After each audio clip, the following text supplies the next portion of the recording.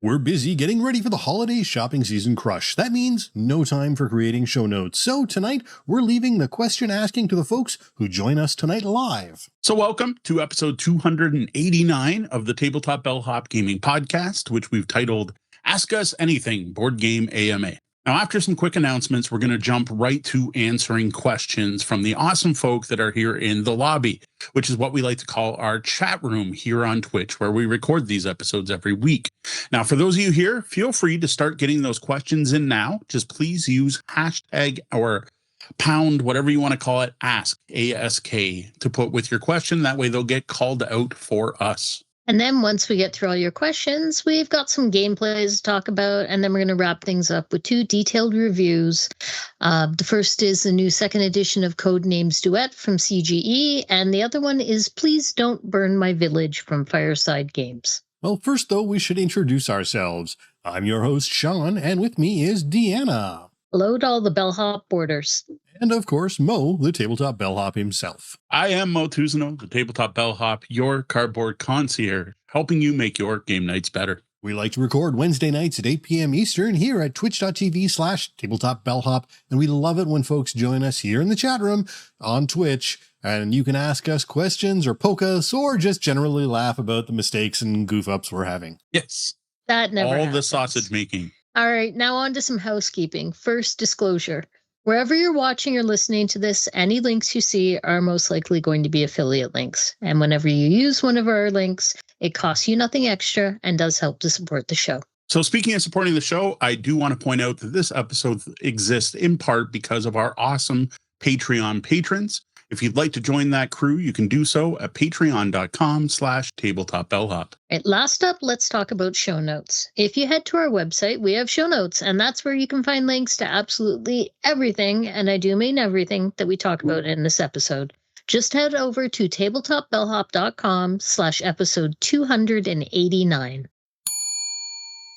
Well, we've got a couple of quick announcements to get through before we get to your questions. All right, this one's just a quick wrap-up of our upcoming local events. So up first, we have Thursday, November 27th. That's our next Brews and Board Games event at the Walkerville Brewery, running from 5 till 9 p.m. Then we've got our second Board Game Bazaar at Hidden Trail, December 7th from 11 till 3. A great chance to not only find cheap games before the holidays, but also a way to purge your collection to make room for any new games you may be getting. Then we're back at Walkerville on December the 18th. So again, for you locals, a reminder that we're still looking for vendors for the Board Game Bazaar.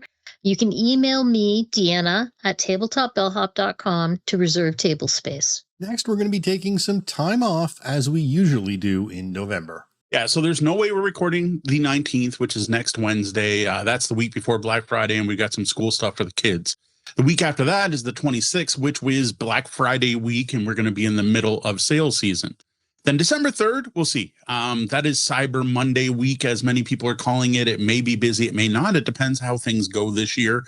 I'm going to say probably not on December 3rd, but probably the week after. But we'll let you know on our socials. By December 3rd, I'm probably going to just collapse into a coma somewhere. All right. For those interested in doing some game shopping, you can find all of our various landing pages, etc. at tabletopbellhop.com/tabletop-deals. And watch our Discord or social media accounts for updates on when we'll next be recording. The Tabletop Bellhop team is here to answer your questions right now, live, answering all of your questions. Yeah, welcome to what's probably going to be our only AMA of 2025. It was kind of interesting because I'm like, last few years we tended to do AMAs about once a quarter, and it was kind of like anytime we're like kind of pressed for time or don't have a topic ready, we're like, oh yeah, let's have an AMA. Somehow this year we haven't done any. This is actually our first one, which is kind of surprising, which is kind of weird. Like we did them so often, and I know this year we've struggled to go live all that often. But we have managed to keep up pretty consistent after dealing with a bit of a break in the middle of the year there. But yeah, no AMAs. So Deanna's actually been bugging me for a couple weeks to do one of these. And I kind of went, you know what? This is going to be the week before all our big holiday sales start up. And this is probably a good time to sit down and not have to spend a couple days prepping show notes ahead of time and looking up game recommendations and doing all the research that goes into answering your questions on a normal week. Though fair warning, we're going to be answering everything off the top of our heads tonight. So if we get anything wrong, please point it out in the chat room. I don't promise the accuracy we normally would get. Deanna's terrible with numbers. I'm terrible with dates, and Sean's really good at correcting us when we get the rules to games wrong. So hopefully between the three of us, we won't be too off base here tonight. Yeah, I had a thought about why it might be that we haven't done AMAs as frequently. It's because I joined the podcast, and I'm not good at on the fly. This could be terrifying. Oh, maybe that's it. So our plan is to answer the questions that are presented to us from the awesome people in the lobby, our chat room here on Twitch. And well, this isn't Ask Us Anything. We truly want you to ask us anything. It doesn't have to be game related.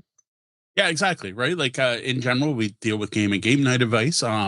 Overall, we are now basically a board game podcast, even though we still say Tabletop Bellhop. And we mention RPGs now and then, but we tend to focus on board games anymore because that's what we've been playing. Though I know Sean is about to start up an online RPGs pretty soon. So maybe we'll get back to some more RPG content. But you can ask us about anything, honestly. That's the whole point of an AMA is ask us anything, ask me anything. And we can't really ask all of us anything just as AAA. And that's something totally different. So yeah, ask whatever you'd like. All right. So let's get to it. First question we have from Charlie Brown Windsor asks, what meeple personality would you be and what game would you be born in? I'm sorry, if you were a meeple, what meeple would you be? I don't know. I you know what? I'm picturing for some reason. I don't know. It's again, we're off the top of my head. Someone might want to clip some of the stuff we say tonight at this rate. I'm not sure where the clip button is. You know, the giant meeple in Start Player? For some reason, I picture that because I'm always the one that gets the game started. I'm like the biggest meeple in the room and everyone notices. And then I'm like, I got to get the game going and I'll get people started. So I don't know if anyone's seen it, but like Start Player is a board game. It's a card game from Bezier Games that is there to help determine Start Player. And before the days of Schwazi, which Schwazi is an amazing app, look it up. Someone can type how to spell Schwazi in the chat for us. Before Schwazi, I used to bring Start Player, and Start Player on my game list every year would be the game I played the most because we played it before every other game. And all it is a thing you shuffle and it goes, the Start Player is the player who, and it had whatever. It has the most blue one, the first person to cock like a bird, whatever. But it comes with this giant meeple. And the only thing the meeple's used for is you can't be Start Player twice. So you can't be like, if you hold the meeple, you can't be the Start Player. That was it. Plus, what was cool is it worked as a Start Player token. So like if in any game didn't have that Start Player token to remind you when you've gone around the table, you had the little Start Player token. So honestly, it was actually a pretty cool game. For me, I'm going to go with blue plastic peg from the Game of Life, driving around and down the track. All right. Let's see. I am a green wooden meeple from some classic game like Carcassonne or something. And I just, I don't stick out. I fly under the radar. Plain old meeple. All right. That's an interesting one. So our next question. No, I was going to say, anyone in the chat wants to answer some of these too. Like, feel free, have a discussion. Just make sure you use the hashtag ask so we don't lose any actual questions for us in amongst the discussion. Because I want to know, like, Roger, what meeple are you? And Charlie Brown Windsor, which meeple do you picture yourself as? I'm like, I almost want to take this one to our next game night and like ask everyone going around the table as a get to know each other question. Maybe we'll use that in our pop-up cafe. We'll be like, hey, we'll hand out name tags this time. And while you're filling out your name tag, what kind of meeple are you? Yeah, Red Meeple Ryan's a good one. He is our favorite blind meeple. So, all right. Well, next question is Roger Dodger Games asking, there are a few obscure games like Cosmic Frog with a small but really enthusiastic following. Do you have any oddball or obscure favorites? Give it a second for you to answer. I don't. I want to use this. Like, keep this one. Put a pin in it. Ding. This should be a podcast topic. I am going to answer it now, but I really like that question. And I think it's neat. Like, especially oddball or obscure. So we did do an episode on our favorite strange games, or I forget the title. This is what happens when we're live. I can't remember the name of the title where we talked about strange games. So I'm going to think of a few of them. For one, Go Cuckoo, which is a game where it's kind of reverse pickup sticks where you're building a bird's nest, trying not to drop eggs through. But honestly, I don't know about that being obscure. It's oddball, but not necessarily obscure. La Boca, which we will have out on Sunday. La Boca is a 2-player cooperative block building game where you play like round robin, where you're pairing up with different teammates every round, trying to play as quick as you can. So that one's a rather unique game. Ugtect is a game where you're working in teams to tell your partners how to build structures, but you can only use caveman language, and it comes with a foam club that you're meant to hit people over the head with when they're doing it wrong. Do you guys get any oddball ones you want to throw in there? I can't remember the name of it, but that one where you're developing a language, the Latin one there. Nope, doesn't ring a bell. Mo should know what the heck I'm talking about. I could get up and go find it on that half of the room. I'm trying to cheat and read it from over here, but I can't see it. Develop a trash talk? No. A strategy game, Latin. Oh, Eloquentia di Vulgaria. There you go. Which so you're not developing. Well, you're developing Latin. You're not developing a language. You're not coming up with one, because there's an RPG out there. And this one, I feel bad we haven't looked it up, but there's an RPG out there where you literally are developing a language with the other players as you play. And I thought that's what you were talking about. Di Vulgaria Eloquentia is about the founding of Latin. It's a Euro game. See, about the I just think that's Latin. one of the most oddball themes, and I dig it. And I remember liking it when we played it. The problem is none of these like have an enthusiastic following is where I think we're falling down. Right. Well, I was just like, I'm trying to think of things that are oddball or obscure. A lot of hidden gems, classics, older games that we mention repetitively. Like I like Attica, but that got a reprinting, so it's not that weird, right? Zensu, always Zensu. Yeah, again, I keep thinking about this. There was Can you think of any oddball games? I always thought I just edited our ridiculous games episode, so I've got a lot of oddball games. Except a lot of those don't really have those sort of that cult following thing. I mean, you've got stuff like some of the reprints. I mean, your Talismans, your Hero Quest. Oh yeah, Castles and Catapults. Heroescape, I would say, but now Renegade Games has brought it back. But Heroescape definitely had a following with a ton of people making scenarios for it. Endangered has a bit of that. There are a lot of people who have created, what was it? Didn't we look it up and it was like 57 or something?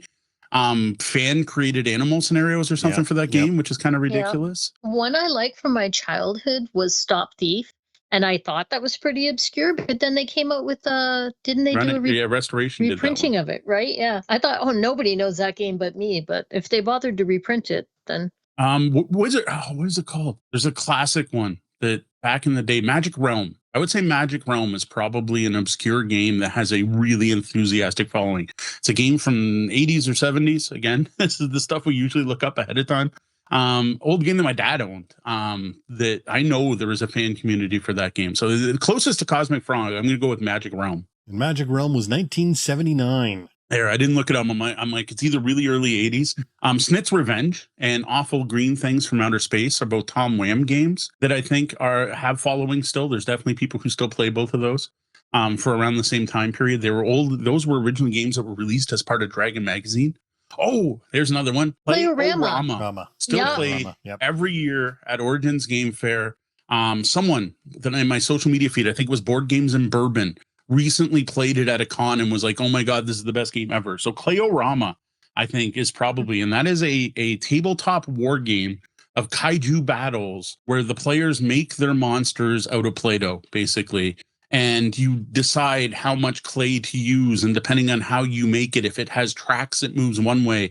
If it has feet, it moves another way. You can have missile weapons, but you have to actually sculpt them out of the clay and you throw them at the other pieces. And if your things like shaped like a hammer, you might be able to punch another piece. It is amazing fun. We should put on a Play-O-Rama event somewhere, maybe at the summoning next year. We'll get some Play-Doh and put on a Play-O-Rama game. And if you do want a more modern take on that same concept, Necro Molds is the modern Play-Doh. Yeah. It's not the same. I know. Necro Molds is just a miniature game.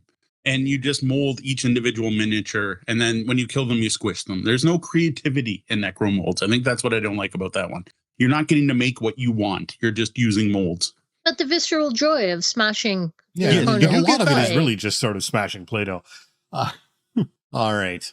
We're going to move on now to next question from Red Meeple Ryan, which is, what would you do if you had an AMA and nobody showed up? I got this one. Go ahead. We had pre-prepped questions from the questions bag that were shorter ones that were too short for an episode, and also I made up questions that I was going to ask Mo and Sean if I had to. There you go.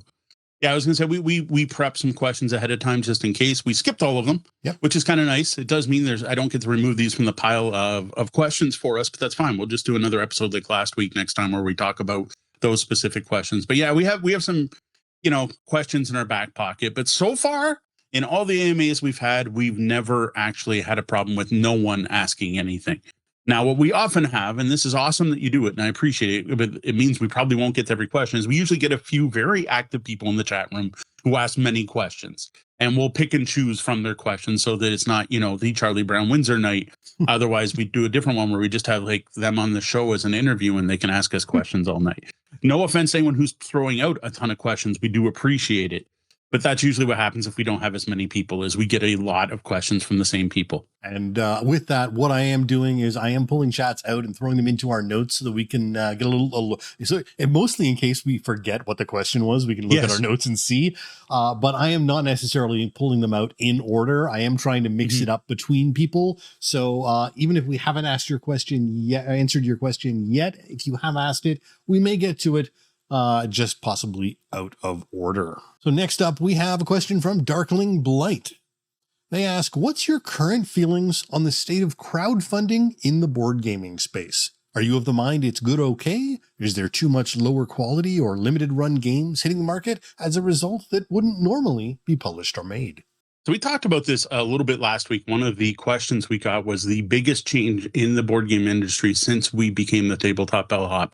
And my answer to that was crowdfunding. So we did talk a bit about this last week, but one thing I'm going to point out, just today, there was an announcement made by the CEO of a board game company.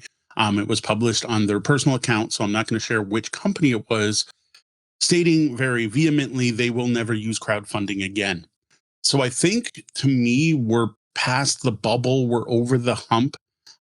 Where people are seriously looking at crowdfunding and its viability and if it is good or bad.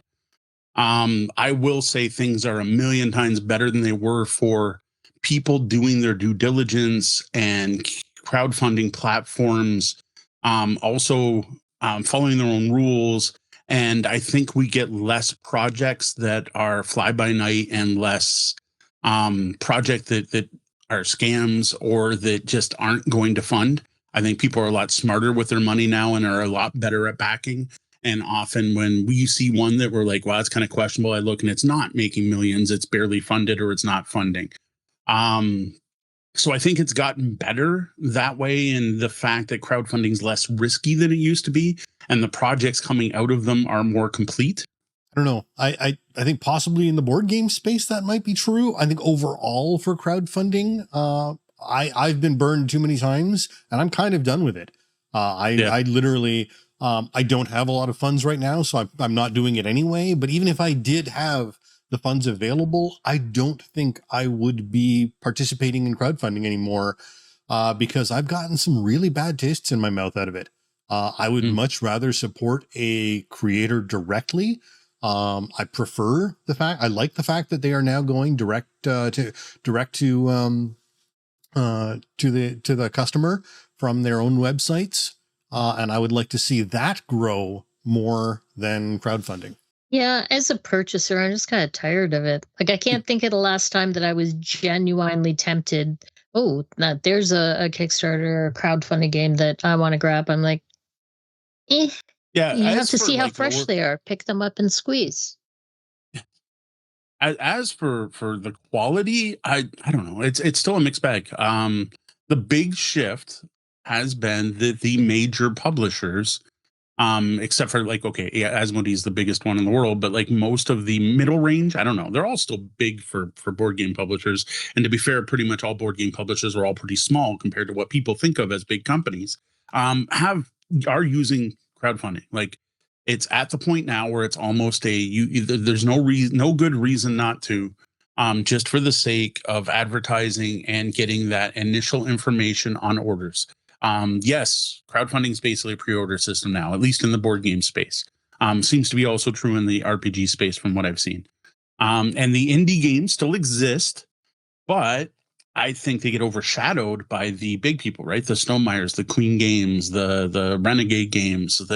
So many of these companies now crowdfund everything, because it's the best, easiest way to get the word out and to generate buzz and all that marketing stuff. It works. That's exactly it. One of the things we now do for publishers we like is I often back projects at $1. And I'm just doing that to help them out. And what I'm helping them out is everyone who follows me on Kickstarter gets notified I backed that project. So I'm just helping them out by going, hey, Mo backed this project. Well, if Mo backed it, maybe I should. And then they take a look at it. And to me, that was a simple ask from these publishers. It was recommended to us at Adam. They're like, hey, do this. And I'm like, sure. You know what? It cost me $1 US. Sure, I'll help you out for $1 US. It's cheaper than backing a Patreon or something. Yeah, I don't know. But do you feel like you get that big crux of everyone promoting the game when it's kickstarting, and then eventually it comes out to retail, and it's just kind of like a whimper? Yes. Yeah, and to be honest, I don't, because I am not actively going to crowdfunding, I am not seeing the ads. I get a bunch of junk mail that literally goes directly into my junk mail for all the garbage Kickstarter projects and all the, you know, the various things you can subscribe to as a creator to get your project into lists of crowdfunding spam. But because I'm not going to crowdfunding, and well, I'm not hanging out on the front page of Board Game Geek, which would be the other place. I'm not seeing it, so I don't think advertising is necessarily working, because there isn't a lot of it hitting me. Any of the spam I see, like on Instagram and stuff like that, is generally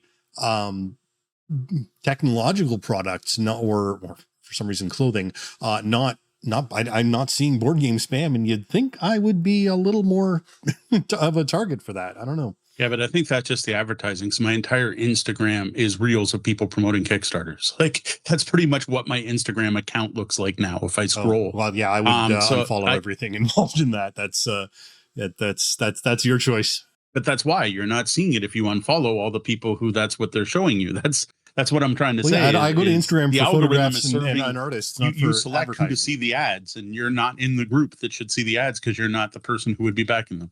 I don't know.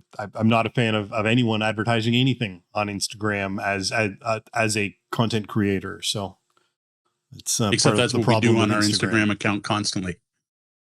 All right. Next up, I don't know. I don't think it's. I don't have an opinion on it being good or bad. It's a thing. It's part of the industry. It's going to be part of the industry for a long time.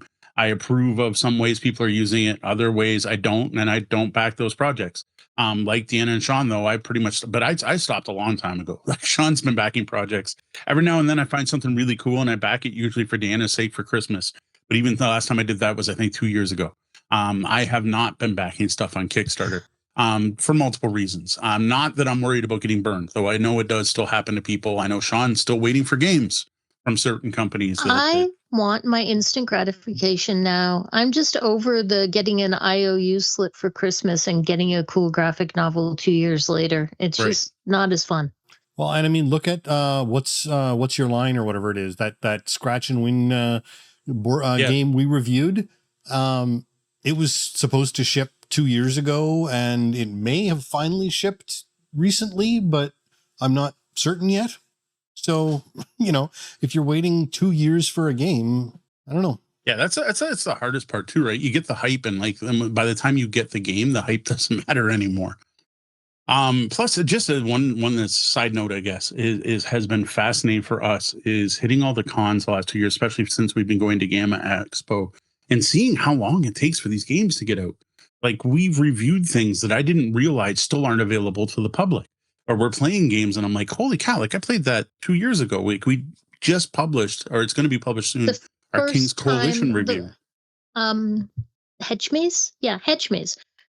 The first time we went to Gamma Expo, that was the first time that we saw that game. And then we went to Origins and we saw it again, but it still didn't exist, right? And then we go back to Gamma a second time the next year and we got to check it out again, but it still wasn't out. And now we're just finally getting review copies because it finally exists. And I'm like, this is a long tail. Yeah, And it was like a finished game. It wasn't like we're just kind of developing a thing. And I have no idea if that one was on crowdfunding, but it's just so weird to see because like the stuff we were hyped about at Gamma Expo, and I'm like, oh, that's finally out now? Yeah, okay. Yeah, it was interesting. We'll try it. Kind of forgot about that. Got distracted by the new hotness. Sometimes it's better to be able to talk about the game you have in your hands than the game you saw and may never get in your hands. Yeah.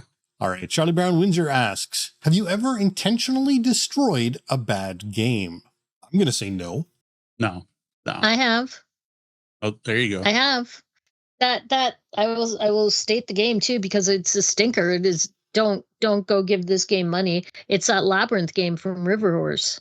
I intentionally dismantled it. And I don't mean the RPG, that I'm talking about the Labyrinth board game, because the miniatures are lovely. So stole all the miniatures, and then I was like, this isn't even worth donating. Someone will have an unhappy experience if they buy it at the Value Village. So I decimated that game. I took it apart and like let the kid cut it up for art or whatever. Generally speaking, I was wondering if there was anything you actually cut up to like make wooden blocks or anything like that over the years. And I'm like, I don't think you have. What we've never done is the like light the game on fire because we now hate the company thing. That seems to be popular with streamers and and content creators. That's not something we've ever done. I have recycled games, but not because they're bad. Just they were in bad shape and they weren't worth donating, and I was done with them. So no, or it was a prototype, and we were asked to dispose of it. Yeah, we have done that. Happened. Yeah, that has happened. I'm still baffled by that one, but part of me gets it. But game publishers do not want their prototypes to be out there. Whereas originally I was like, hey, you can get the prototype copy of the game. This would be neat. It's something you can check out. And they're like, no. We don't want people to think that this is the final version in any way or play the inferior, incomplete version. So we've been asked to destroy quite a few prototypes over the years. Most of them, though, end up going to my kids who then use them for art projects or whatever they're doing. But yeah, not really, except Deanna has. To be fair, Labyrinth destroyed itself because when I opened the game board, it split in two when we opened that game. So kind of started with that. That's true. The board was half destroyed before I got to it. All right. Red Repo Ryan asks, which Ontario town have you enjoyed visiting most, and which will you visit next? For those out there who don't necessarily know and aren't regulars, Mo and Dee have a habit of going on anniversary trips or vacations, staycations almost, around Ontario, within driving distance, driving up and visiting various bed and breakfasts, hotels, or specifically breweries to sample the various Ontario beverages available, of which there are many. Oh, yeah. Ontario craft beer is definitely a thing. I was actually just talking to Dyson Logos about this earlier today on his stream. Dyson Logos is an awesome Canadian map maker. You can recognize his work from most of the currently published Dungeons and Dragons books. Yeah, we were just talking about this. I enjoyed visiting the most. I have to say, it's such a toss-up because I like different towns for different things. Where I want to most go back to right now is Strathroy.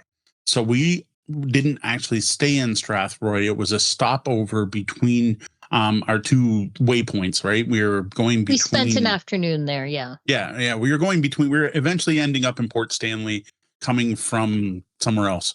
So we spent an afternoon there. We found an amazing little brewery called Rusty Wrench. And with it was a drip over coffee spot that really reminded me of the excellent coffee at the Coffee Exchange downtown, run by a father and son team. And they were both in the same thing. So we had beers, we had lunch, and then we got coffee to go, and the coffee to go was amazing. There were some interesting local game stores. There was a very haunted mall. But right on the corner of where we stayed was a hotel that looked like it was built in a castle. And it was literally like steps from the brewery, and the cookie bar, for anyone who's been to our cookie bar events here in Windsor, actually started in Strathroy. And the original cookie bar was there, and there was a neat looking downtown. And we were like, we need to go back sometime. We need to go back to Strathroy, stay overnight. So, we close out the brewery at the end of the night or the cookie bar. Don't have to worry about driving home, crash in Strathroy, and come home the next day. So most want to go back to right now would be Strathroy. And we've never gone up towards the Niagara region, really. I've been thinking about maybe doing that next. Like, we've always dodged that part of the province. Yeah, we haven't gone out that way. The Niagara region is not somewhere we've explored. Maybe that's our next anniversary next year, in May. Although to be love fair, Kingsville. Niagara is better known for wines than beers. Yeah, but that doesn't mean there's no beer there. So is Essex County. So yeah. I mean, I really like Kingsville, but that's so close to home, it almost doesn't feel like. yeah, Kingsville's basically still doesn't Windsor, count. Essex, right? The other thing was Sarnia. Sarnia blew me away for many reasons. Downtown was so. Breweries, there were some amazing ones, some not so great ones. But the price, Sarnia is significantly cheaper cost of living and goods than Windsor. So like it's like a cheap trip. Like everything was cheaper there. And there was plenty of cool stuff to do. And there was stuff like we saw some awesome used bookstores. It just really actually enjoyed what we saw in Sarnia, which is just not what I expected. Sarnia has some reputations, and we didn't see any of that. And it's a lot closer drive than I actually thought it would be. Like it was not hard to get to. So Sarnia is another one that I think if we ever, like, I wouldn't mind doing another, couple nights in Sarnia at some point and hit some of the stuff we did hit along the way. And we haven't done like Kitchener-Waterloo in like 10 years. And they used to have some of the best bookstores. Like I don't know if that's true anymore, but I was like, go back for all the bookstores. And Kitchener now has a ramen, a good ramen. There's a crafty in Kitchener. That's true. Yeah. That's an argument. We've been to that one. There used to be a place called Old Gold Books, which I have no idea if it still exists. And there's a massive J&B or something. There's a massive game store there. It's like a miniature market size. It's a warehouse, basically. You can walk through to buy games and Playmobil. J&J. I think it might be J&J. But it's been a long time. So I I wasn't going to say the name because I'm like, I'm going to tell y'all someplace that it turns out it closed 4 years ago. I don't even want to know. Well, those were two of the places. And there was a schnitzel place right downtown that I would love to go eat at again, too. That was in Kitchener. All right. I should stop rambling. Next question. All right. Coming up next, we got Charlie Brown Windsor asking, how long have you each been helping develop the gaming community in your home city before and after forming your company? So the first event I ever hosted in Windsor, Ontario was in 2002. So that'd be 23 years ago, almost 24 at this point. Let's go back further than that. You used to, we put on a Magic tournament back in like a bazillion years ago. What year was that? The three of us did that Magic tournament at the U. And you used to be the president of the gaming society at the university. Yeah, you're jumping ahead. I was going to work backwards, but that's okay. All right. But yes, a long time. Like I said, first official Windsor gaming resource was the name I came up with back then. Was in 2002 at the Knights of Columbus on Walker Road, which is now gone. It's now one of the many hi-hos or Michigan. It's one of the Michigan Tavern, Michigan Roadhouse, one of those. That was the first event where we got 5 people out. And if I remember correctly, that's where I met Charles. So Charles has been hanging out with us since all that time, as well as some other local gamers who we still know or still interact with now and then. But yes, before that, when we were in university, we were really big into Magic the Gathering, and I was the president of the Windsor Gaming Society. I don't even know, like 8 years or something like that. Long after I was no longer at the university because no one else took it over, I continued to run that pretty much until I started like working and getting a job and just couldn't do Saturdays anymore. I think you're only president for 4 or 5 years. Yeah, it might have been about 5 years that I was president. But we were active with that. Used to help put on the Windsor Game Fest, which used to be a board game convention in Windsor, Ontario, which maybe if someone can Google when the last Windsor Game Fest is, that might give you a date. But even before that, like we had events at our house. Like we had people over playing games where we would start at the Windsor Gaming Society on Saturday and then invite a bunch of gamers back to my mom's house and continue playing. So like it kind of goes back to when I first went to the Dragon's Den when I was like 13 years old, probably a long dang time.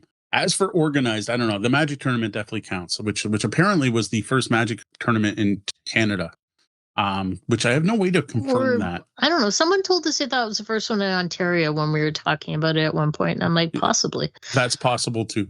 At the time, we were told it was the first one in Canada. Might have been the first one in Ontario. And I don't even remember where we got that from. Like that was press. And we've been doing semi-regular public play events since like what is 2002, right? Yeah. Well, 2002. It was before that was the Magic tournament. Yeah, I know, but I mean, we like were still in university, so that would have been like 1999. So Windsor Game Fest, AI tells me it was held annually in the 80s and very early 90s. But Yeah, it's in like that's all early it's 90s. Which I would say we were part of. Like, I hosted a Warhammer 40K tournament. In 1997, when I started at the university, the Game Fest was still happening. And yeah, so that's not early 90s. Yeah, but I know. I think I don't think there's all that much info out there about it. Yeah, so that's just it, right? the AI is going to be limited. I've never really, other than playing lots of games with Windsor and helping out with that one Magic tournament, hasn't really been my jam up until starting up a board game podcast with Mo to get his knowledge out into the world. All right, next up, we've got a question from Darkling Blight, who asks, if you were approached by a larger board gaming YouTube channel, would you want to collaborate, and which would you prefer to work with? Yes and no. Like I'm always open to the idea of collaborating with other podcasters. And we get offers fairly often to do things. It's just finding the time to do it and scheduling. We are very busy. We have two kids that are one's in university, one's finishing up high school. We're taking care of my mom. We're trying to make this work as a full-time job, and we don't have a lot of spare time. What we do now works, right? Like, we get together once a week on Wednesday, we record. We don't even have a local game night that we go to anymore, except for the fact that we visit Deanna's mom on Sunday, and we've started to play games most of those nights. Like, that's not even really a regularly scheduled game night. So I would love to do more collaborations, and I keep saying that I think every year. And every time we're like, yes, we'll work together. And then we start trying to schedule it. And then maybe we have one meeting and then it just never comes to fruition. And that's usually on us. Like, we're just too busy. Specifically said YouTube too. And it's like, we don't excel at video. No, we don't. Maybe ask us to partner with someone that wants to do audio. Like the last time I was on, we partnered with anyone. I partnered with Grains on Games live at Breakout Con. And Dr. Brian sat down with me and we did a live recording for his channel. So that was the last collaboration we did. And the only reason that worked was because dude was like, let's go record right now. Right. So like, that's it. He happened to run into me in the hall and was like, hey, are you open to do this? And I'm like, sure, I'm open to do this. He's like, okay, I'll get back to you. And then he came back like 5 minutes later. He's like, actually, the room's available. Do you want to do it right now? And if he hadn't, it probably never would have happened. I also used to take part in a thing called What Did You Play Wednesday, which was with Canadian podcasters, but that was audio. And even that, like, most weeks I got something in and recorded a segment, but that was easy because I could do it whenever I wanted and I just had a week to submit. I would love to do it. There are definitely, like, Dice Tower, of course, is the biggest one. I have considered, back when we first started, we even talked about approaching the Dice Tower. Based on the other shows that are on that network, I think we'd be a good fit. But I don't really just want to be lumped in with the Dice Tower. Everyone knows the Dice Tower. They do their thing. They do their thing well. They have a number of different contributors. I kind of want to differentiate us from them. Like, they're big enough, and I don't need to feed off their audience, in my opinion. Secret Cabal, I love those guys, but I don't think our tone and style really fits with what they do. Shut Up and Sit Down would be amazing, but like, I've never talked to them or interacted with them to know. I just really like their content, but again, like, we're dry compared to them. I don't think any of us have the sense of humor or wit to collaborate with those. So I don't know. It's I'm always willing to say we'll do it. It's just getting down and doing it. Like, even like, we're trying to be on panels at Gamma Expo, and I'm just like, when am I going to find time to sit down with the other panel members ahead of time to talk about it so that we're coherent when we appear? And just finding the time to do that has been like impossible. All right, well, next up, Red Meeple Ryan asks, which game do you enjoy the most that you lose the most often? I'm going to start with that one. It's all of them. I don't win games generally, so... Oh, I was going to say you answer first, Sean, but you got it. I never win at Targi very seldom, and I still really enjoy playing that one. That's the first thing that popped to mind. Zensu, though I don't know if I enjoy it the most, but it's definitely one I still enjoy, though I don't think I've yet to beat Deanna. So I know for a while, it's just the opposite is Zolkin. I can't seem to lose that game. I remember that. And I remember Deanna saying, no, I still like Zolkin, though I lose every single time. That's one of those games that I just feel like I enjoy it, and I set some personal goals and some things, and you feel like something happened during the game. Well, one of these days it's going to click in, so I actually bloody win it. I think losing sometimes makes me want to I'm stubborn. So when I lose, I want to play the game more. I'm like, oh, I won the game. We can check that one off. I'm done. If I lose, I'm like, God damn it, put it back on the table. I'm trying to think of like, as soon as I read the question, I saw this one when it popped up in chat, and I'm like, there's something, like there's a game that I never win, but it must have been a while since we played it because it's not popping into my head. Yeah, I don't know. I feel know the there same is way. one. Like there's ones that have come up recently, but it's just I'm blanking on it. Yeah, like I'm thinking it's like one of my top games, like Power Grid, but I haven't played Power Grid or Shogun. I'm like, no, I think I usually win Shogun, so I don't think it's Shogun. Anachrony, I know I've done well in, so I'm trying to think of like the games.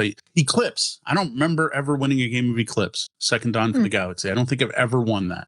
I've always felt like I'm close, and then what always happens in that game is I'm the guy that gets taken out by the person who wins. Like I'm the guy that does pretty well most of the game, but then someone does that big move and then comes in and wipes out my fleet in the center and owns it for the rest of the game, and I end up coming in second or third. Eclipse is definitely one. I think it was Eve the last time we played that actually did that. Yeah, I know. I remember we were playing it specifically for Father's Day, so it was kind of mean. Yeah, but that's it. I'm like, I build up this awesome fleet and everything good, and honestly, it's the same thing. It's one reason I don't play chess a lot anymore. I'm really good at protecting my pieces, but I'm never good at making that move. The move you have to make to progress the game and then be on the offensive. I'm terrible at that in any game, and it's not like I play super defensive. But it just, I never take that big leap. Like I'm always too comfortable with what I'm doing, thinking, no, I'm good. I'll win by the end. And someone else always does it. And I'm like, what? And I'm surprised by it every time. And then I can never recover. And that's just like a bad strategy problem of mine. All right. We're going to ask, this should be a pretty quick one. Charlie Brown Windsor asks, have you ever not been able to answer a question that someone posed to you?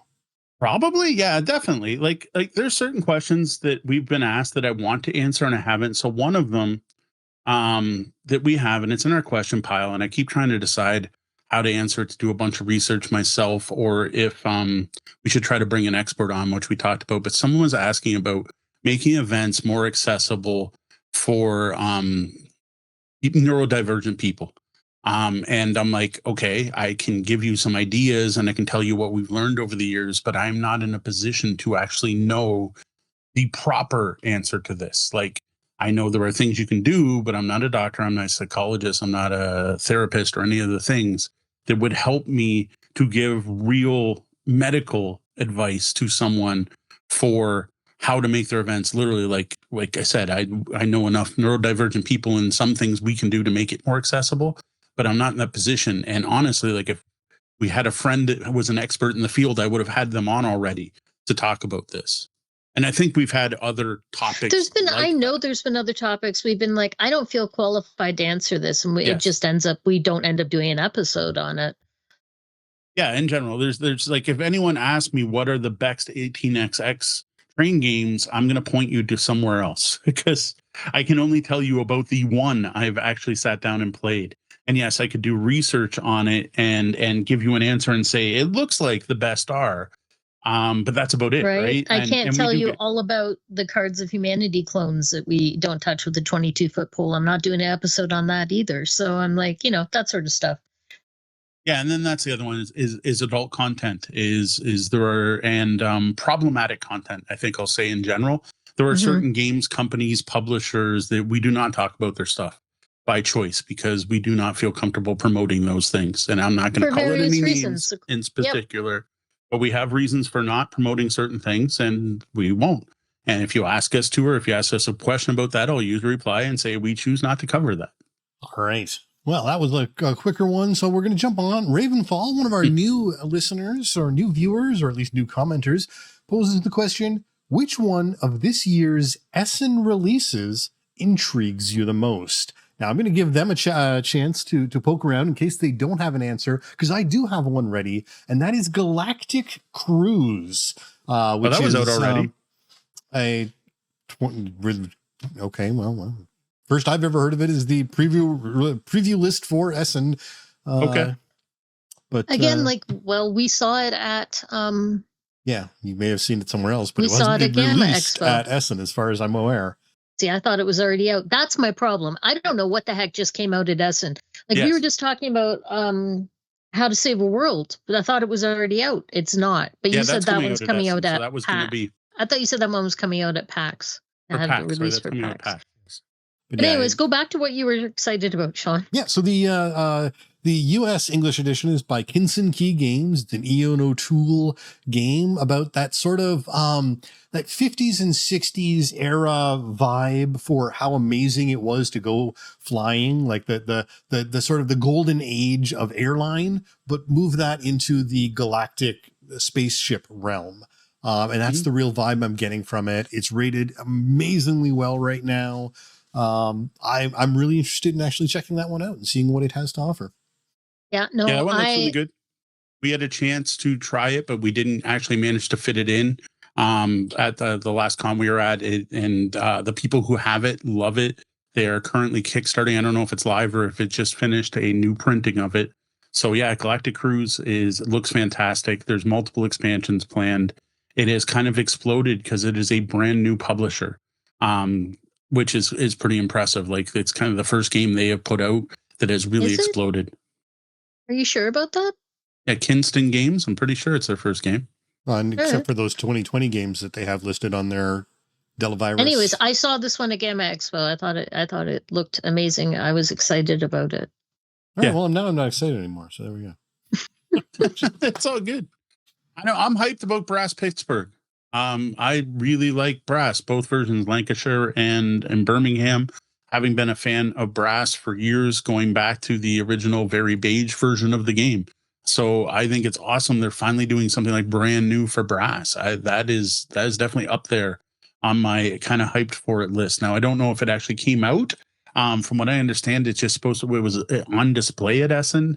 So I don't think it was actually available, but I know you could find it there. So that one looked really good. According to the Essen list, Star Wars Battle of Hoth was an Essen release, but again, like I could have said, I know that's out.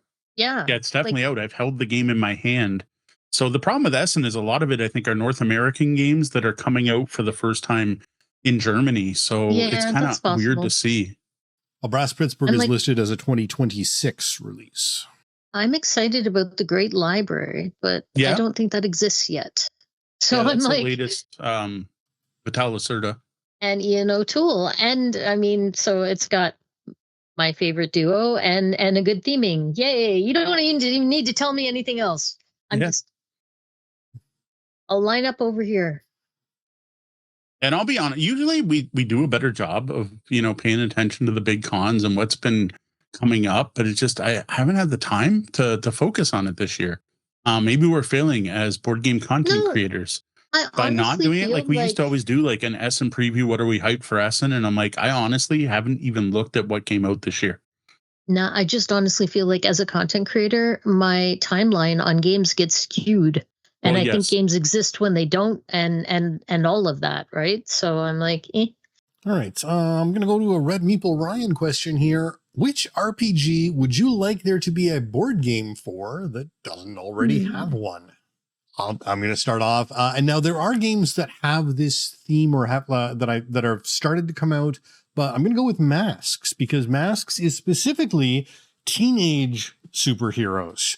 And there are very few, if any, games of that theme. I know there were a couple that were starting to come out or being talked about.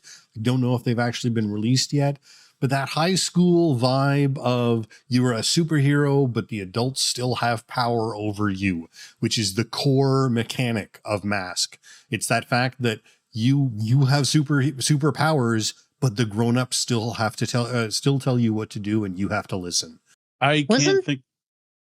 Wasn't there a board game recently that came out that had some of that built in? I can't remember what the game was. That we sent you an email about it, Sean, because we're like, Sean needs to read this one. Yeah, there was something, but I don't know if it exists or if it was Kickstarting or something. Right, but I remember it might have been something that we would have seen at Origins had we gone. Yeah, I'm sorry, that was terribly vague. Many, like The Dark Eye is one of the best board games I ever played. Warhammer's had a number of different games. Cyberpunk now has board games. Didn't until recently. Haven't tried them. Looks pretty cool. Call of Cthulhu has had how many board games over the years? Well, so many that now there's an RPG based on the board games, which to me is kind of backwards. But you have Call of Cthulhu. Let's make a bunch of Arkham games. Now let's make an Arkham RPG. And I'm kind of like, I haven't read it. I don't know. I don't know what makes it different from Call of Cthulhu. But I'm like, how is the Arkham Asylum RPG different? Or so not Asylum, that'd be Batman. How is the Arkham horror RPG different than Call of Cthulhu? I'm sure it doesn't use the D100 system, if nothing else.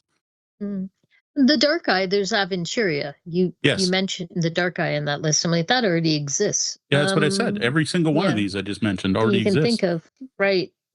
I Shadowrun has had various board games, none that I have really stuck out, at least to me. Heck, Numenera, we have the Numenera board game in the other room. Game, I can't think of many RPGs. Tales from the Loop had a board game. Yeah. I'm kind of drawing a blank on this one. You know what I'll go with? Mouse Guard. Because Mouse Guard has a really unique RPG based on the Burning Wheel system from Luke Crane. And as far as I know, there's no Mouse Guard board game. And I really love the Mouse Guard comics. And actually, we ran the RPG. And for a very different system, it was surprisingly good. And it shocked me. It was one of those RPGs I ran it and went, wow, okay. As the RPGs aren't always exactly what I expect. And this works very well for a non-permissive. I asked the DM if I can do something. The DM says yes or no, and sometimes dice are involved. It wasn't that. And I actually really liked the flow of play in that game that was much more, I don't know, epic and storytelling with multiple events happening based on one situation. That's all I can think of is off the top of my head. I would love to see a board game version of now it's gone out of my head. Just terrible. Mouse Guard. And no, Mice and Mystics doesn't count because Mouse Guard, you'll never see a cat in Mouse Guard. That's one of the precepts of it. And you are playing mice that are as powerful as mice. Whereas all the other mice games I played anthropomorphize the mice a lot more. And it's very different vibe where you're humans turned into mice. I don't think there's any Dark Sun board game. That would be interesting. There's a million D&D board games, so I didn't think of D&D. If you look at specific settings. I know that's setting specific. I was sitting here thinking Traveler. What would make that different than any? There is a Traveler board game. There is a Traveler board game, right? And I'm like, I don't really want Paranoia, the board game. I think I'm good without that one. Most of the Powered by Apocalypse are so vague, and it's world building's part of them. How do you make a board game? Actually, Iron Edda, just because I want to see the dwarven juggernauts fighting bone giants. May be coming out with a board game. They may be coming out with a board game based on all of the different aspects that they are coming out with in their Iron Edda sort of cascade of things that they were putting forth. The two games that we were thinking of, I think, for Supers, the one that I was thinking of was Super Squad High, which came out just this year. Teen superheroes manage their life hero balance to unmask a hidden villain. But I think the most recent one we were talking about was Origin Story, which was the trick-taking tableau building. Oh, yeah, no. The one I was thinking of was the Super Squad High. I think that really is that mask kind of vibe. Yep. Not that I'm excited about Origin Story, actually. That one seems... And that had an Essen release, I think. So we need to reach out to Nerdy Pup Games and get a copy of Super Squad High. I think they reached out to us, and we said no. You're fired. Well, we sent it to you, and I think you said no, if I remember correctly. I think that was right around when you were dealing with all the stuff with your grandpa. You were probably just like, no, thank you, sir, move along. If they gave us a deadline, nope, sorry. They probably gave us a deadline. Jumping back to Essen, I noticed there's a new key game. That's pretty exciting to me, Keyside. I have really enjoyed all the other key games, Keeper, Keyflower, and all those. So that would be kind of cool. So I see Keyside. I did some research while we were looking up the other stuff, and that popped up as an SM release. I am excited because just to see that series keep going. Moon Colony Bloodbath is supposed to be really good. I kind of want to see that. I played that one at Adam. And Zenith, which Deanna and I both really enjoyed, even though what we got was a very short demo at Gamma Expo. So there's some actual... Not true. I liked it so much. I went and played it on the open play night, but you weren't around for that. I really dig Zenith. I went and played Zenith, the full game you did play in the open night. Yeah. Okay. So Zenith, there's another. Assuming these are, I'm going off the BGGS list at this point, even though I'm seeing games on there we reviewed last year. So I looked at it and then went, there's a bunch of games on here I know have existed for a while. And like you said, it must be the German release, right? It's the European or German releases for some of the stuff we did get to play. Like Santorini is on there. And I'm like, okay, we had Santorini at the summoning. Like, I think I've had that for over a year. The new second edition of Codenames. We're going to be reviewing one of those tonight. So it's kind of odd, this list, looking through it. I was thinking Changeling the board game, then I wasn't sure I wanted to play Changeling the board game, but I see Red Meeple Ryan suggested Wander Home the board game, and I am taking that as the winning suggestion because I would play Wander Home the board game. There was a Changeling board game / card game we had.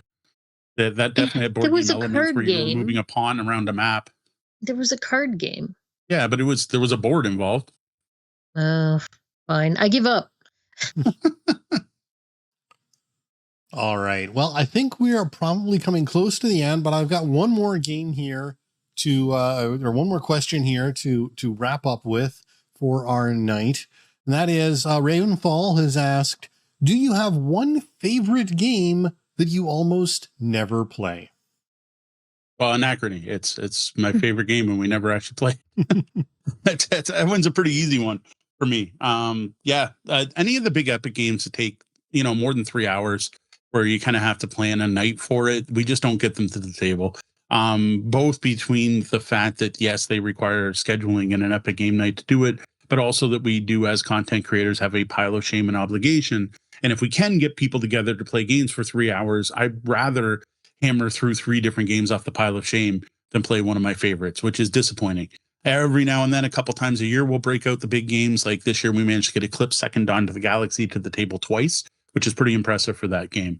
But honestly, yeah, my one favorite game that I almost never play is Anachrony, and it's been far too long at this point. And for me, it's Trajan. For all the same reasons Mo just mentioned, and also because it's one I never want to teach. I only want to play it with people that already grok the game. I just don't feel like teaching it. Most of my favorite games never actually get to the table. I think the two I would call out is Dune Imperium, which I loved the one time we got it to the table, and I adored it, and we never got it to the table again. And the other one would be I'm blanking on the name of the Pulsar 2849. Yeah, Pulsar 2849, which again I absolutely loved and called it my favorite game for quite a while, but have not played it in so long I may be completely misremembering it. I don't even know. All right, if we're throwing in a second, I need to throw in my brain tonight. It's not Agricola. It's Steffenfeld. It's a big Amerigo. Amerigo was up there. It was like my favorite game for the 1 year, or the year we got it, and I loved it. It's a cube tower game, but the cubes, similar to Marrakesh now, the cubes were determining which actions you could take instead of representing a battle. And it was this like open world pirate game where you were exploring the Caribbean islands and you could battle each other. And there was polyominoes and there was a cube tower. And honestly, that's about all I remember. I just remember I loved it. I love the epic feel of it and how big the game was and how open it was. But it has been so long since playing that game that I don't even consider it when people ask, like, what are your top 50 games? It wouldn't even go in there because I don't remember the game well enough to even know if it still deserves the position it used to have. So Anachrony's up there as my favorite game that I never played, then followed by Amerigo as the game that used to be a favorite that has fallen from grace because it's been so long. Oh, just random thing I'm thinking I haven't played in a long time that I'd like to. Alien Frontiers. I used to really dig that game. Through the ages, it's too long. We never sit down and play like giant chunky Civ games like that. Are we gonna do a third game each? No, well, you know me, I could just meander on. I can never pick just one when it comes to games. So all of them. All of them, yeah. So are there any more questions we want to? So I'm going to rapid fire some. Can we rapid fire some questions really quick? Nucleum replaces brass. Have not had a chance to try Nucleum. Galactic Cruise. People are interested. Yeah, Roger has Galactic Cruise. So that's definitely like they're on second printing. That must have been coming out in the US. No second printings listed in that entry. None. It's all 2025 release, first printing ever. Like for every language. Oh, see, I know people that were getting review copies back in the spring, so that's why it seems wrong. The reprint is live on Kickstarter. It's done. Yeah, second printing's coming. The campaign is over. It last updated on October 31st. You can buy it now from All Play. Do we have any other rapid fire questions to throw out? Too much to scroll through. It's awesome to see the chat. Is there inspirational music to increase your chances of winning at Frosthaven? I don't know. If you look on Spotify, I bet you somebody's made a playlist. I have not looked into that.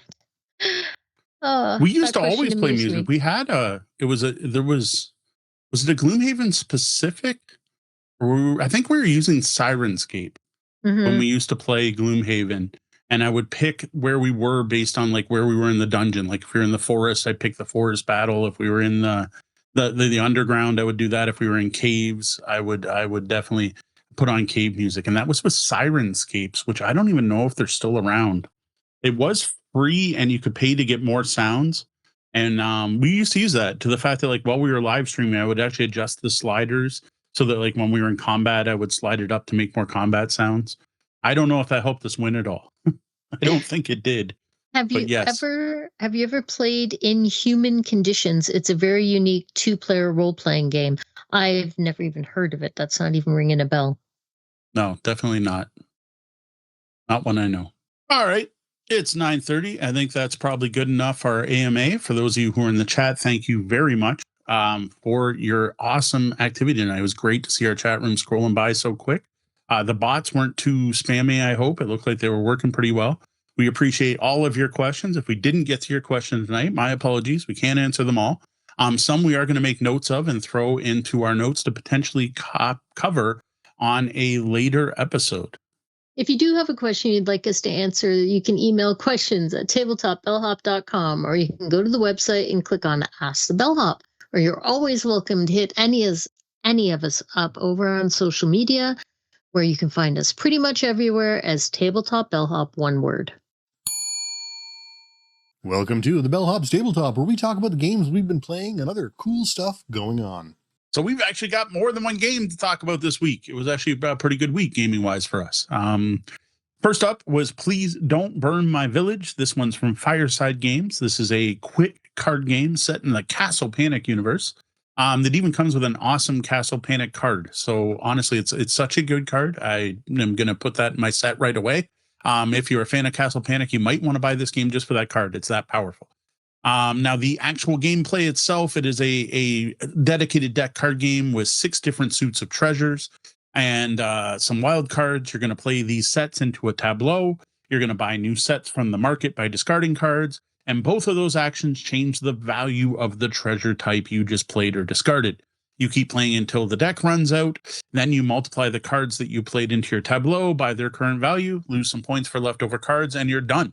It's that simple, really. It's quick, smart, lots of fun decisions, and we're going to tell you about it in more detail later this episode. For such a silly, quick little game, I really enjoyed it, and it plays pretty good at it too.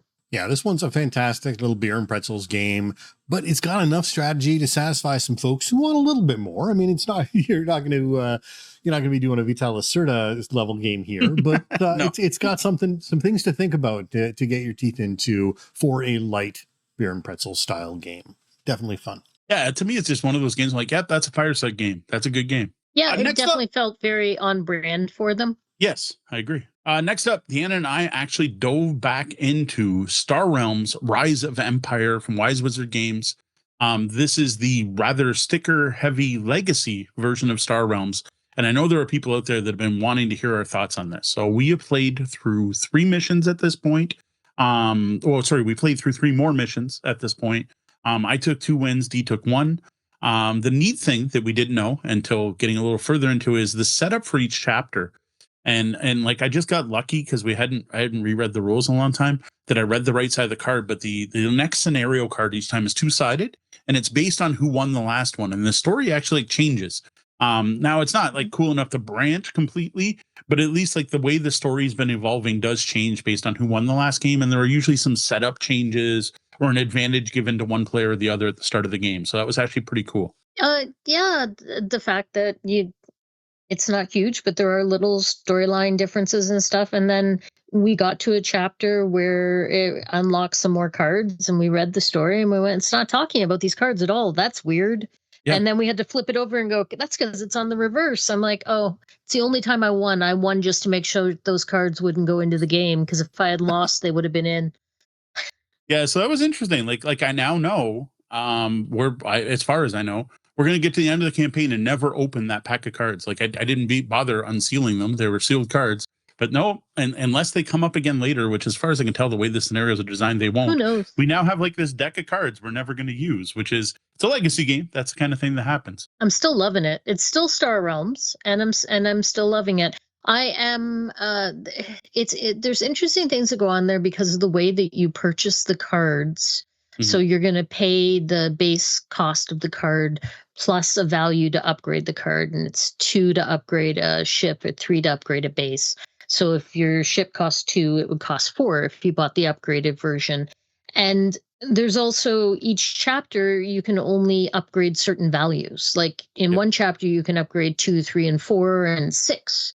But in another chapter, you can do 1, 2, 5, and 7, for example. And that's random. That's not even accurate. So I thought that was interesting that it varied what levels you could up. But it also means that those small ones are getting all bought up in the first couple chapters, and now we're finding as they come out, they're already upgraded, and it's getting harder and harder to find certain dollar values to upgrade as you're playing. So I thought that was an interesting way that the game was developing as we were playing, and I think I can say all of that without any spoilers because it's just kind of like a way the mechanic unfolds overall. Yeah, it's been interesting to see the way our trade deck has actually kind of evolved. Because what happens is you recruit these cards and they become yours. They're in your hand in your deck for that game. But at the end, everything goes back because it's just like Star Realms. You start with it's 11 cards in this, but like your starting hand resets every game. So all those cards you upgraded then go into the trade deck and are then up in the market. And it's really interesting because like there's this feeling of their mind.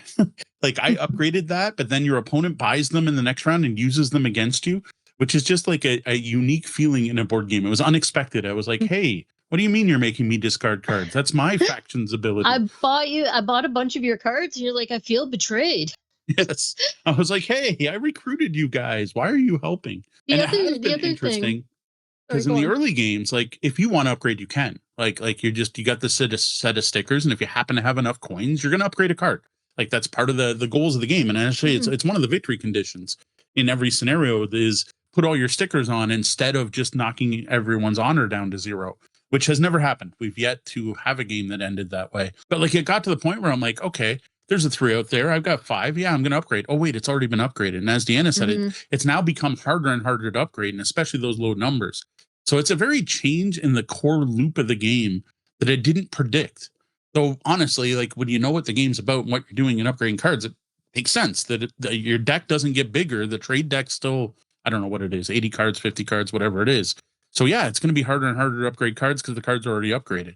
And the cards are in factions, and then each faction has abilities that go off when you purchase a card, which that's just like all the cards have abilities when you purchase them. And then when you upgrade them, they no longer have purchase abilities. So I got used to those purchase abilities going off, that I could always do that one little extra thing. And then I went, oh, those aren't there. I'm going to buy these, and they don't even have purchase abilities. So I found that too as we got further in the game, right? Yeah, and we've gotten to the point now where we obviously preferred certain factions because it has become really hard to call cards from our decks now because we've upgraded all the ships that can do it, it feels like. Yeah, it's Star Realms. It plays like Star Realms. I love Star Realms. I'm digging this. The only thing is I do wish we had gotten the infinite replay deck because we can't be sharing this with someone else. I know Sean likes Star Realms.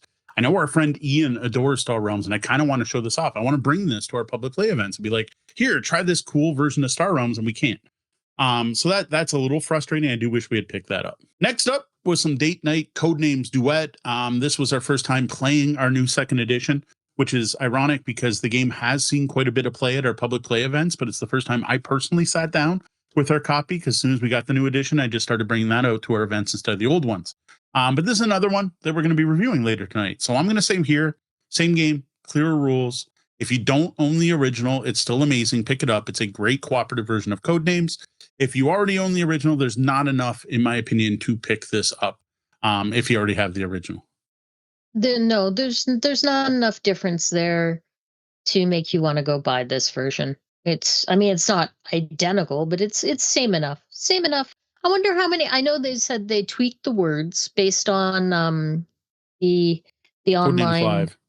and Codenames Live and stuff. So they've tweaked the words that are in there, and some of the words felt exciting and new to me when I saw them, but who knows? My memory is Swiss cheese. I'm wondering what would happen if you were to take the two copies and combine them, and how many repeat words are in there. If I just take the two decks and merge them. Yeah, I'll admit I did not do that level of due diligence to compare the two word lists. I did not go into that level of detail. It did feel like it was a good set of words. That's about all I'll say. Finally, we sat down to another 4-player game of How to Save a World from Burnt Island. We got Sean in on this one as well as Eve. You all got to hear D and I's thoughts the last couple episodes. So, Sean, what do you want to say about How to Save a World? So I felt like I knew a lot about this game because I've watched it played a couple of times already. But when you're sitting at that game, that onrushing comet is a real influence on you. And managing the location of your shuttles is trickier than you think from just watching the game. There's definitely a benefit to those who have played the game before, but it's not absolute because Eve crushed us after never playing before.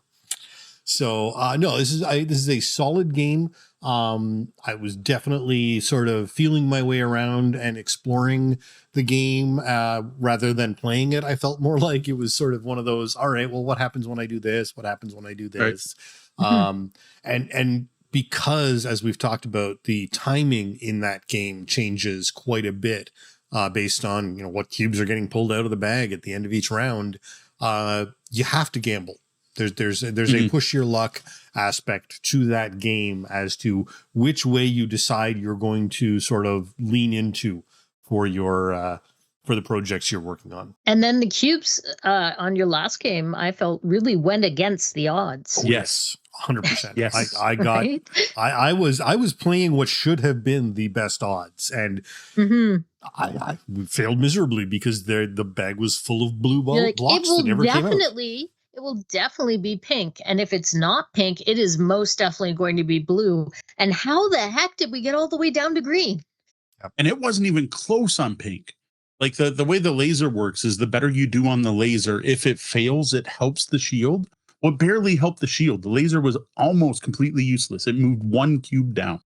And we were one cube away from it being the shield. And it should have been. Like Sean's right. Like he totally played the odds. Based on the game length, when it hit and what people had done, I would have bet money on that being blue. And I kind of wonder how many heavy Euro fans, people who are into the strategy side of games, would get frustrated by that. Personally, to me, that's part of the fun of the game. I actually think it's fascinating.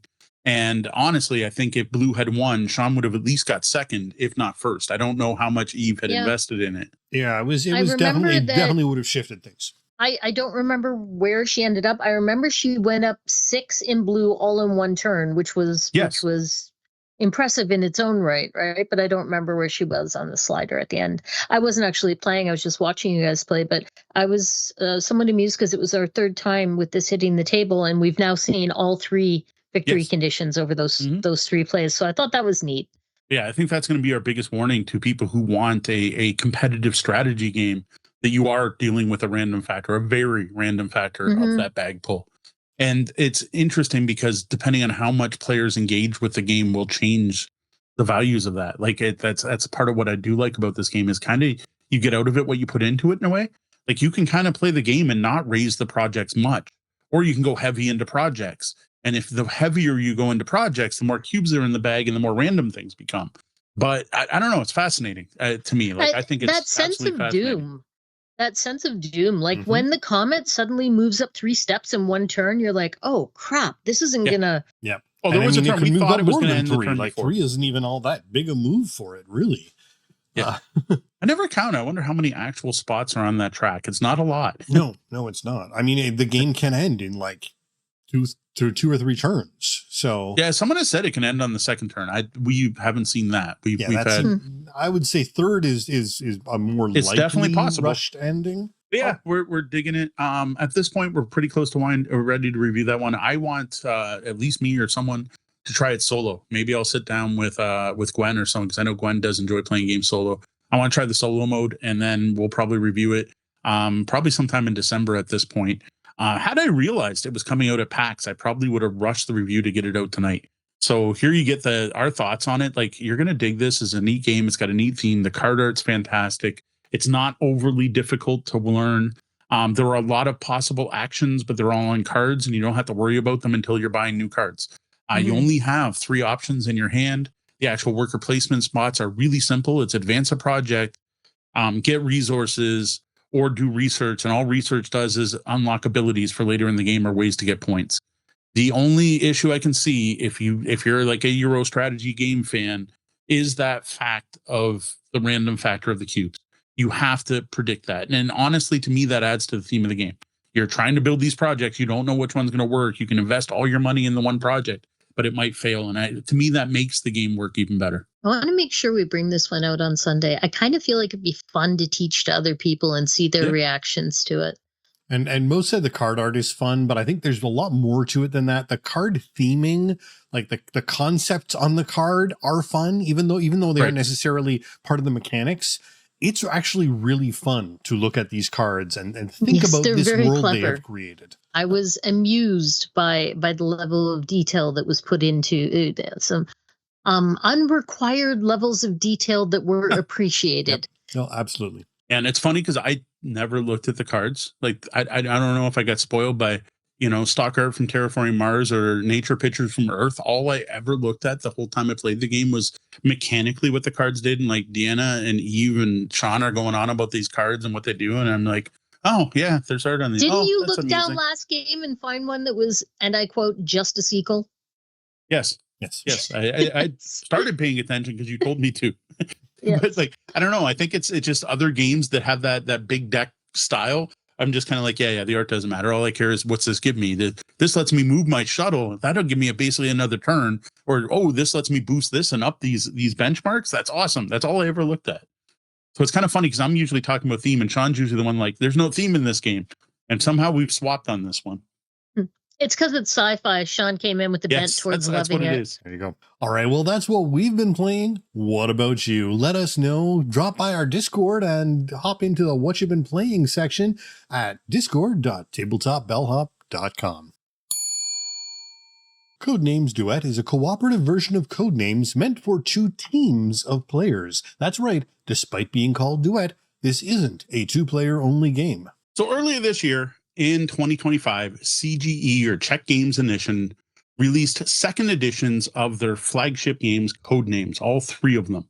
The base game, Codenames Pictures, and Codenames Duet. Now, of all the original games, Duet is our favorite. Deanna and I adore this game. We've had a great time with our kids. So we jumped at a chance to check out this new edition when CGA was looking for reviewers. So thank you for hooking us up, CGE. The new edition is almost identical to the original. It still features the same game designers, Lada Shavatil and Scott Eaton. The playtime is still about 15 minutes. It's for ages 11 and up, and it's compatible with the other second edition Codename products. Technically, you could combine it with any of the first edition sets, but you will get word duplication. So, what changed? Why a second edition? Well, this new edition of Codenames Duet features new, much more striking artwork and a completely rewritten and streamlined rulebook. While none of the actual rules have changed, they are presented in a much more clear fashion and better worded. The word list has been tweaked based on thousands of plays through Codenames Online, and everything comes in a much better box insert to keep things organized. Now, as Sean just said, the rules haven't changed. This is the same Codename Duet that has always existed. But for anyone who hasn't played the original, I will give you a short summary. So you're going to lay out a grid of words 5 by 5 between your 2 teams. Then you draw what's called a clue card, and you place it in a holder between the players, so each team can only see one side. The clue card is going to show you 9 words you want the other team to guess, 3 words you don't want them to guess, and a bunch of neutral words. Teams take turns giving one-word clues followed by a number. The clue can't use any words in the grid, and the number is the number of words in the grid that have some connection to the clue word that you've just given. The opposite team then starts guessing words. Every correct guess gets covered by a green agent, and as long as they guess correctly, they can just keep guessing. After any correct guess, they can stop. They'll be forced to stop if they guess a neutral word, which is a bystander, and the game will immediately end and both teams lose when anyone guesses one of the black assassin words. Now you get 9 tries to guess all the green words on both sides of the card. That's 15 in total, which is tracked with time tokens. After each round, one token will either be placed onto a bystander or collected by the team that just guessed. When you run out of tokens, you enter a sudden death round where either team can keep guessing, but the game ends if a bystander or assassin is picked. The game also includes 2 extra bystander tokens that you can break out if your group is having a hard time with things. This will give you either 10 or 11 turns instead of 9. Finally, there's also a campaign element, which is kind of cool. It uses a mission map, a map of the world. And in the first edition of the game, this was a pad of map sheets and a pencil. Well, the second edition has tossed that out, shifted things digital, and it's now part of the Codenames Companion app, which is an app that provides stuff for all of the different Codename games. Now, campaign play has you start in Prague with the standard 9-turn game, but once you beat that, you unlock other cities, and other cities provide you with different sets of bystander tokens, changing the number of turns you have, or only allowing you to hit so many bystanders. For example, if you manage to get to Cape Town, you get 10 timer tokens, but only one can be a bystander, giving you more time, but requiring you to be much more accurate with your clues. The rules for what words are valid, the distribution of the clue cards, the penalties for invalid clues, all of that's the same as the original and not really worth getting into here. So my biggest complaint about the game that you didn't just hear and you didn't see in what we just said is the fact that more so than ever, they're really pushing this as a 2-player game. I purposely started with Sean's first comment in this review. We purposely started with him saying this is not just a 2-player game. For some reason, CGE, the publisher, the designer, I don't know why, really wants to push this as a 2-player only game. You can even play with more than 2 is only indicated because on the side of the box it says 2+, and there is one paragraph near the back of the rule book on how to play with more. I find this baffling. Like, yes, this game can be played with 2 players. Actually, it's really good 2 players. It's actually one of the best 2-player games I've ever played, but it's also really good with more. This is not just Codenames for 2. It's cooperative Codenames. Now, part of me gets it. It's marketing, right? You want to fit a niche. You want to just be that one thing people are looking for. What's a good 2-player game? Oh, Codenames Duet. And yes, we know how popular 2-player games are. Our most popular content on our blog and on our YouTube are about 2-player games. Our most asked questions are about 2-player games and date night games and games to play as couples. 2-player games are hot, but it baffles me that everyone, including the publisher of Codenames Duet, really pushes this as 2-player when it is so good with more. And it's one of my favorite 2-player games. I love playing this game on date night. It's super fun at 2.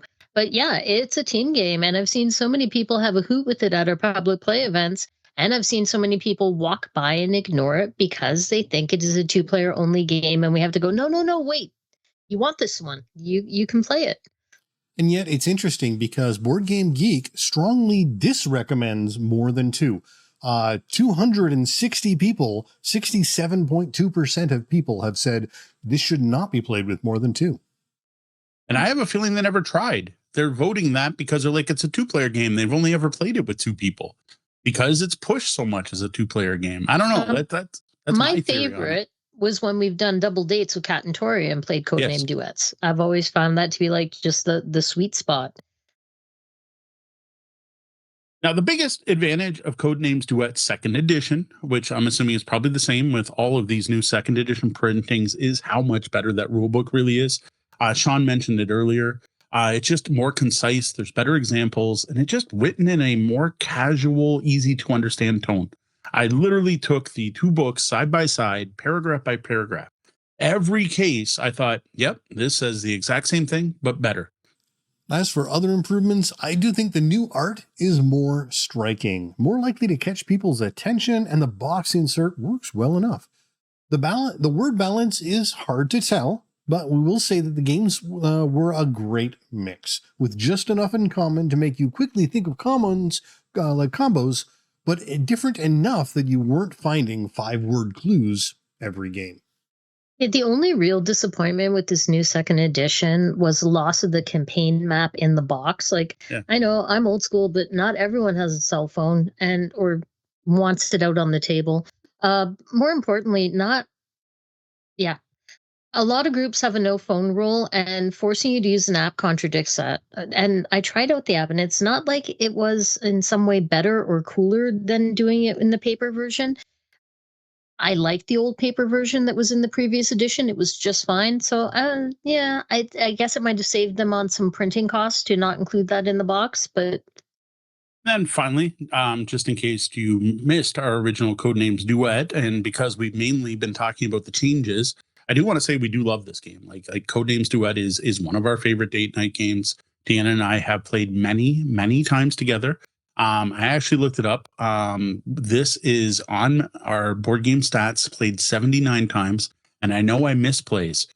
So we've probably played this game over 100 times. I cannot say that for very many games in our collection. Now, we've also enjoyed it with kids. Kids versus parents is one of our favorite ways to play. It's been a huge hit at our public play event with pairs, but also probably more often with groups. I love the way this game makes you think. I love how brilliant the word selection is, where there are so many connections, but you really have to watch out for those assassins where you're like, I've found 4 words that work together, but one of them's the assassin. Or I've got cook and I've got salt and I've got pepper and I just want to say chef, but then something else, Ramsey is there. And I don't want someone to guess Ramsey because Ramsey's an assassin, right? I totally love it. This game is like giving the perfect clue is so rewarding, especially when the other team's just like bam, bam, bam, and bam. And you're like, yes, go. I love that. But it's also fun when they're like bam, bam, bam, and bam. And you're like, whoa, wait, what? And you're like, oh, okay. Yeah, that's my bad. I shouldn't have gave that clue. I wasn't thinking about Ramsey as a chef. I was thinking of Ramsey as a pharaoh. Sorry. And it's just fun. I don't know. This is just a really solid party game. the one that always gets me is that moment when you say a word and I have to go looking for it. I don't even know it's on the board. That's never a good sign. Mhm. I'm like, nope. We're definitely underreporting how many times we've played this, because I know every time we sit down to play it, we play it 5, 6, 7, 8, 9 times in a row. Yeah. And I'm pretty sure I only end up logging it as one play. So it is definitely a date night favorite. I think the only problem I have with this game, and it's a me problem, is that I drink when we play it and then I forget to take those bystander tokens. Yeah, we usually end up throwing out the timing rules and just we either win or lose, and who knows how many times it We took, play so. until we hit assassins or we don't. And Yes. goodness knows, who knows how many rounds it's been, because we keep forgetting to grab tokens, but we're chatting and we're drinking, right? Yeah. So Yeah, this is the kind of thing Sean likes. You have to pay attention, but not too much attention. It's a great game to play while you're doing things. Now, if you don't already own Codenames Duet and what we just described sounds fun to you, or if you know Codenames and are keen on trying a cooperative version, just like pick up the new second edition. At this point, there's no reason to pick up the first edition. Even though I notice it's like starting to show up at bargain bin prices, you probably want to spend a bit more for the new version. Now, if you do already own Codenames Duet, sorry to say CG, but I don't think there's enough here to warrant grabbing the second edition. You already know how to play, so having a streamlined rule book isn't going to help you at all. And yes, the word list is tweaked, but you know what? That's not how much has it been tweaked? Is it really a price of a new game amount of tweaking to make it fun?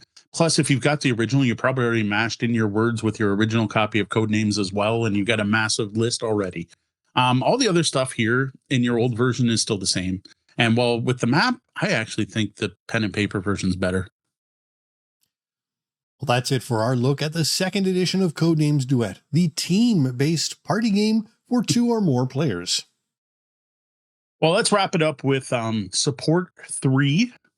And I'm really hoping you're going to guess Patreon, coffee, and merch.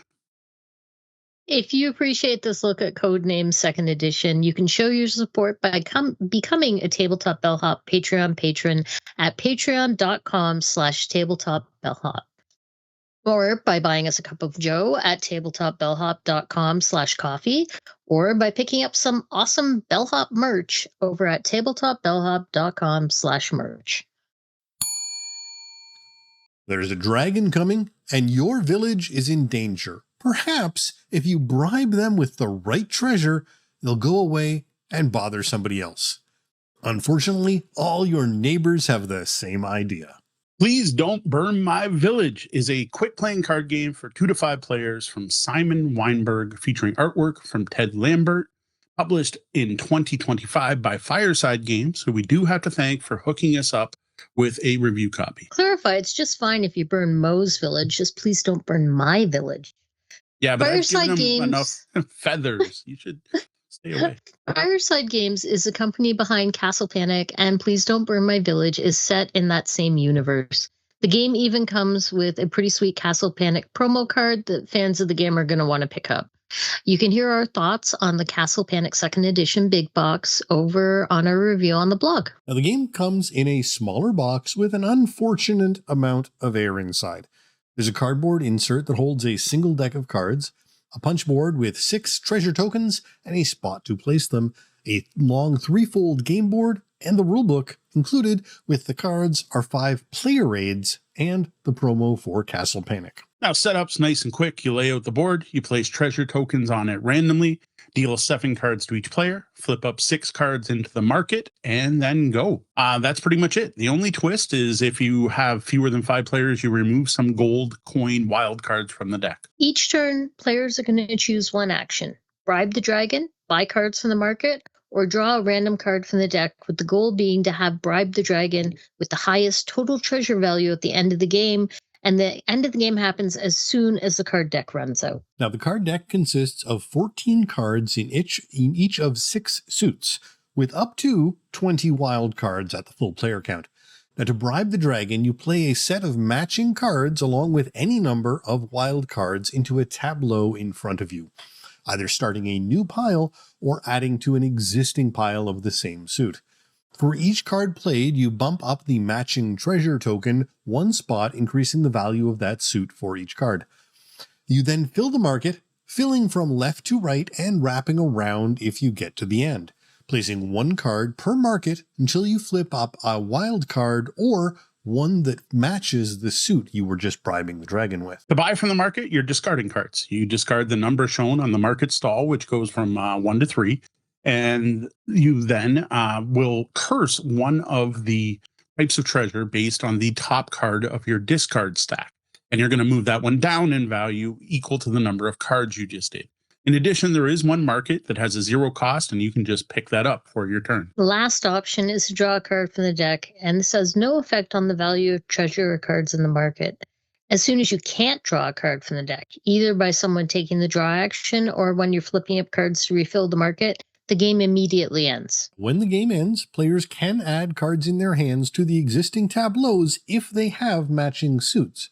Any other suits stay in their hands along with any unplayed wild cards. The players then get points for their tableaus, lose points for what's left in their hand, all based on the final position of those treasure tokens. Now, I hope that sounds pretty clear and easy because it is.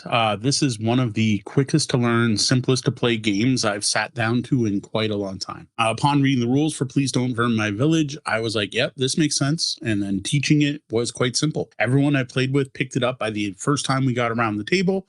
And every time I've taught it, people wanted to play multiple rounds. This is just one of those quick, simple games that plays really well, has enough going on to keep players interested and invested. I feel like describing that it actually sounded more complex than it is. It's like kid game level easy, and then still with enough strategy to want to keep you at the table. Yeah, this game is actually easy enough for me to teach at Walkerville next time. You're either bribing the dragon, buying cards and cursing, or drawing a card. That's it. 3 options and go. Yeah, and there's a nice summary card just in case those overwhelm you. What's probably not evident, though, is just how much the market fluctuates in this game. The point value of treasure ranges from 1 point at the end of the game to 4 points, And the 2 core actions in the game, everything besides just drawing a card, does affect it. So this adds to a lot of bumping around values and messing with your opponents. This is one of those games where it has the you want to help yourself, but you have to watch out you're not helping someone else more thing, which I love in games. I find it interesting the way you discard cards and can bury cards that way. And how you curse as well as make it go up, and it does just wildly fluctuate. But you can keep back massive amounts of cards to play at the very end too. Mm-hmm. But you're pushing your luck because you might end up with massive penalties if there are ones that you can't end up playing. So all of that I find to be fun. Yeah, there's a real push your luck aspect to the game. And one of the interesting parts that I don't think we really got to is when you do bribe the dragon and you start placing those cards out. We referred to it in one game like that we were taking the chainsaw to the deck, referring to Mm-hmm. the deck destruction game we played with at one point, where all of a sudden, you're thinking you're going to put out 4 or 5 cards, and all of a sudden you're putting out like 12 cards, and the game is going to end a lot sooner than you think, and you've got a bunch of wild cards in your hand that you haven't gotten rid of yet, and the panic starts building. And so there's some fun aspects of the game there. Yeah, because if that's not clear, when you're refilling the market, you're just going to keep flipping until you find the one type of card that you're looking for, or you hit a wild card, right? Mm-hmm. So you can end up flipping up like 16 cards in one go. It happens. And it's interesting to see because the biggest effect player count had on the game was how quickly the deck ran out. When you're playing with only 2 players, it's pretty easy to get all the cards in your hand played. And actually having 1 card of every suit in your tableau, I wouldn't say is even difficult. When you up the player count, everyone gets less turns because the deck is still the same size. Well, except for removing some wild cards, but it's basically the same size. And you don't get enough turns to play all the things. And you have to adapt your strategy based on how many players there are. And it surprised me that the game got quicker with more players. That doesn't happen with too many games. And I don't just mean quicker, like coming back around to your turn or whatever, but like objectively less minutes spent at the table overall to get through one entire game versus a 2-player game. Yeah, it's quick, simple, easy to learn, easy to teach. Like, this is the kind of game I expect from Fireside. It's kind of what they're known for, and I think this fits their brand perfectly. Like, this is a Fireside game. It feels like a Fireside game. This is a great game for playing with kids, but it has enough meat on it to engage adults and even hobby gamers like us. I see no reason not to play this just with a group of adults. Plus, I can totally see our kids playing this with their friends.